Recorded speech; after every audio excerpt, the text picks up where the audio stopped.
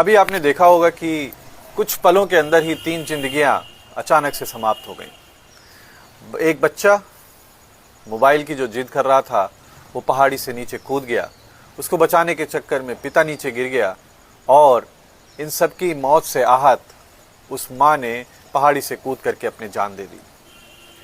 सोचिए कि क्या हुआ होगा उन पलों में कि ये स्थिति तक ये परिवार पहुंच गया।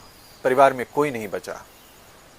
सुनने में आ रहा है कि बच्चा आईफोन मांग रहा था, वहीं पुलिस बोल रही है कि वो आईफोन खरीद चुका था, बात किस्तों की थी, वो किस्तें मांग रहा था और पिता किस्तें दे नहीं रहा था और इसी बात को लेकर के झगड़ा हो गया और बच्चा पहाड़ी से नीचे कूद गया।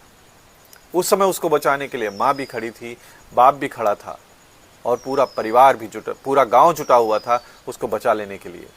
लेकिन उसके पहले क्या ऐसा हुआ, अगर उस समय ये सारी चीजें हो गई होती तो शायद एक परिवार इस तरीके से समाप्त नहीं होता।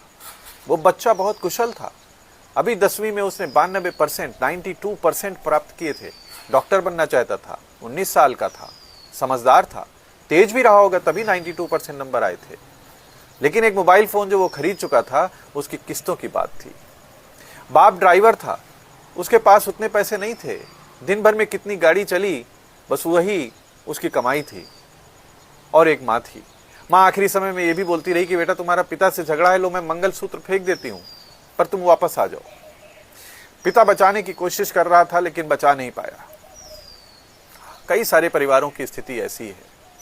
आज फोन लेने के लिए आपको कोई चक्कर नहीं लगाने हैं, बस मोबाइल पे 2 क्लिक किए, कांग्रेचुलेशन लिख के आ जाता है, फोन आपके हाथ में हो गया।